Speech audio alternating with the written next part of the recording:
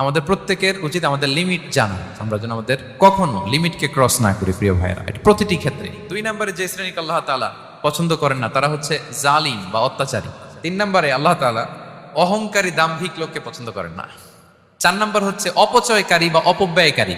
আল্লাহ বলেন কুলু ওয়াশরাবু ওয়ালা তুসরিফু, তোমরা খাও পান করো কিন্তু ওয়ালা তুসরিফু, তোমরা অপব্যয় করো না।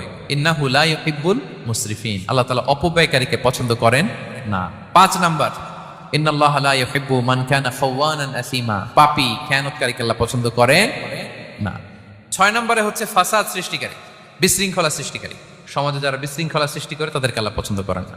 আল্লাহ বলেন ইন্নাল্লাহা লা ইউহিব্বুল মুফসিদিন, আল্লাহ তাআলা ফাসাদ সৃষ্টিকারীদেরকে কখনো পছন্দ করেন না।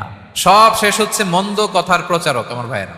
আল্লাহ বলেন লা ইউহিব্বুল্লাহুল জাহরা বিসসুই মিনাল কওলি ইল্লা মান যুলিম ওয়া কানা আল্লাহু সামিআন আলিমা, কোন খারাপ